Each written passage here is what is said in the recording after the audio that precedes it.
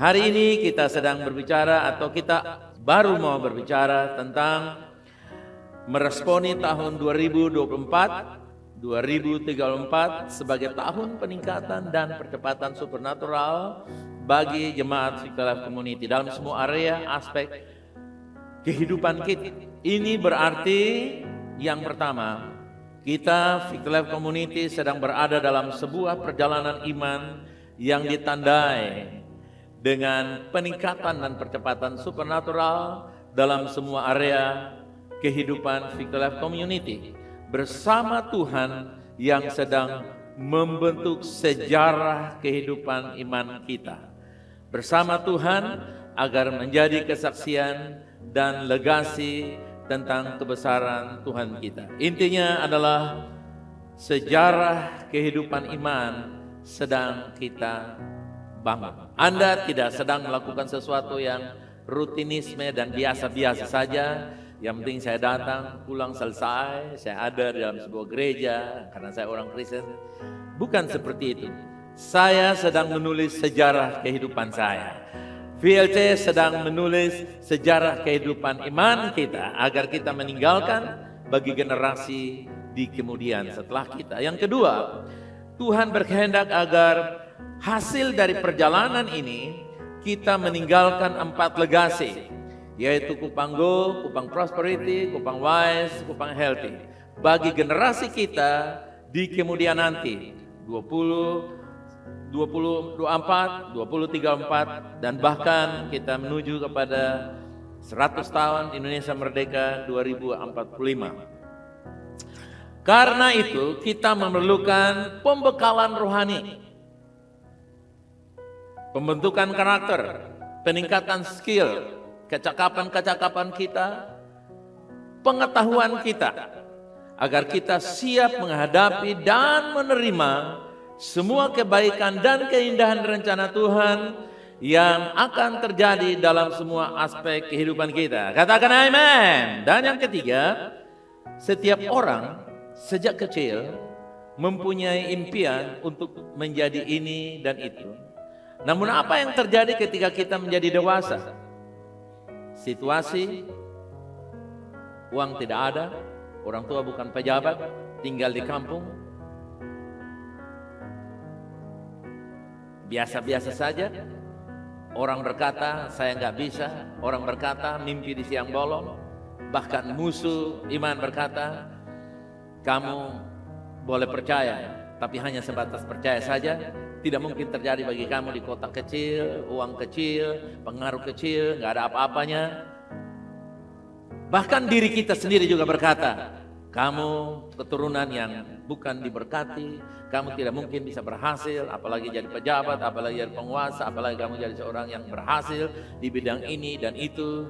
Sudahlah, nggak terlalu, yang penting kamu hidup seadanya sudah baik.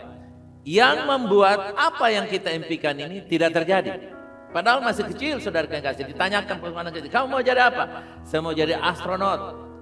Oh, kita tahu, good. Tapi setelah dia beranjak SMP, dia bilang, lu astronot itu susah. Bapak saya sopir otot tidak tahu lu lah ya. Nah, Bapak termasuk orang yang mengagalkan impian kita. Nah, umat Tuhan, Kejadian 17 ayat 19 berkata, tetapi Allah berfirman tidak. Bilang kiri kanan, siap menerima jawaban tidak. Kasih tahu di kiri kanan kayak begitu. Seringkali kita mau terima jawaban ya, tapi kali ini Tuhan bilang apa saudara? Tidak. Tidak kepada Sarai, melainkan istrimu Saralah. Tidak kepada Abraham, melainkan istrimu Saralah yang akan melahirkan anak laki-laki bagimu, dan engkau akan menamai dia Ishak. Dan aku akan mengadakan perjanjianku dengan dia menjadi perjanjian yang kekal untuk apa saudara? Keturunannya atau bangsa-bangsa yang akan dia hasilkan. Itulah sebabnya kenapa kita menjadi penerima janji Allah, karena kita adalah keturunan dari Abraham. Amin. Nah, umat Tuhan, kita tahu di dalam Alkitab barusan kita baca, Tuhan menghendaki sebuah bangsa yang besar akan dilahirkan oleh Sarah Namun Sarah hanya menginginkan seorang anak. Sehingga ia memiliki mental dan sikap asal punya anak. Sementara Tuhan menyebut atau memanggil Sarah, bilang apa saudara? A mother of many nations, ibu dari banyak bangsa. Oke, saudara yang kasih, ini penting, prinsip ini penting. Prinsip ini penting, kenapa? Tuhan tidak sekedar menginginkan kita punya anak, punya hidup, punya gaji, punya istri, punya keturunan, punya motor, punya mobil. No way, Tuhan tidak sekedar menginginkan Sarah punya anak. Makanya pada waktu Sarah punya ide, Abraham, kamu silakan tidur dengan budak kita, Hagar, asal kita punya anak. Lalu Tuhan jawab, Tuhan bilang apa? No, that's not my will. You to have a baby or child, I want you to be a mother of many nations. Coba Anda bayangkan, Sarah berpikir hanya punya anak, maka asal punya anak. Tapi Tuhan bilang, no, bukan hanya punya anak. Aku mau kamu punya keturunan, haleluya. Punya bangsa-bangsa, coba katakan bangsa-bangsa. Punya mobil dengan pabrik mobil berbeda. Menjadi anggota dari sebuah koperasi berbeda dengan pendiri koperasi. Menjadi karyawan dengan pemilik perusahaan itu berbeda. Kita tahu bahwa bukanlah kehendak Tuhan bagi Sarah, namun anak itu tetap hidup dan menjadi bangsa yang besar. Apakah Ismail itu rencana Tuhan? Itu rencana Sarah. Karena Sarah yang penting aku punya anak. Nah, berapa banyak orang percaya yang penting aku punya gereja, aku punya agama, yang penting aku punya Tuhan, bahwa orang tahu bahwa aku ini bukan kafir. Anda bukan sekedar punya agama, punya Tuhan. Anda bukan sekedar karyawan biasa. Anda adalah pembuat sejarah. Haleluya. Keturunan itu kan sejarah. Tuhan bilang, no, aku tidak menghendaki engkau sekadar punya anak. Aku tidak menghendaki sekadar engkau hidup berjemaat.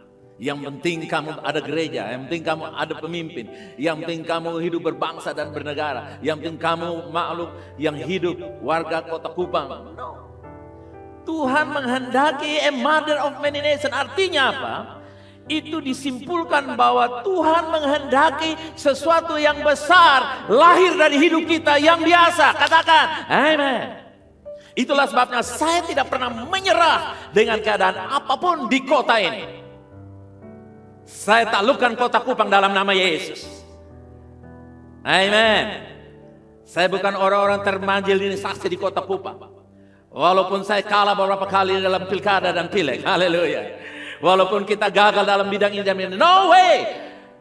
Kegagalan, kesalahan, dosa yang kita lakukan itu bukan menjadi ukuran Tuhan untuk menghakimi Tuhan, menghakimi kita. Tuhan melihat kita orang yang berhasil. Haleluya. Tuhan tidak melihat Sarah yang mandul, yang sudah tua, yang rahim yang sudah mati, seperti balon yang pecah, yang tidak bisa ditempel kecuali ban mobil yang bisa ditempel. Tuhan tidak melihat Abraham yang sudah loyo, yang sudah tidak bisa bikin apa-apa. Yang Tuhan lihat rencana Tuhan dalam diri mereka. Dan rencana Tuhan dalam dirimu tidak akan pernah gagal. Haleluya. Kalau Anda tahu bahwa Tuhan yang merencanakan, tidak ada yang bisa menggagalkan, Anda akan melewati semua yang biasa-biasa. Katakan amin. Saudara yang kasih, Tuhan tidak menghendaki kita sekedar ada. Yang penting ada. Itulah sebabnya saya berprinsip bahwa saya tidak sekedar berkhotbah, tidak sekedar menulis khotbah, tidak sekedar berdoa, tidak sekedar memberi, tidak sekedar berpuasa, tidak sekedar mencari Tuhan. Saya berjumpa dengan Tuhan, saya menulis sesuatu yang terbaik. Kenapa? Adalah rencana Tuhan untuk saya menjadi berkat besar. Adalah rencana Tuhan supaya hidupmu bukan biasa-biasa, tapi extraordinary. Haleluya. Ada yang bisa katakan amen? Kita mesti tangkap ini. Umat Tuhan, makna dari seolah-olah beda dengan makna dari sesungguhnya. Seolah-olah dia ada, padahal seolah-olah dia ada, padahal tidak ada. Sesungguhnya dia ada, Berarti ada.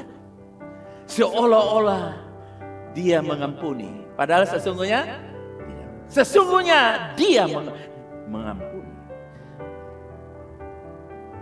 Karena itu kita harus yakin dan percaya bahwa Tuhan ada untuk kita. Yang percaya bisa katakan amin.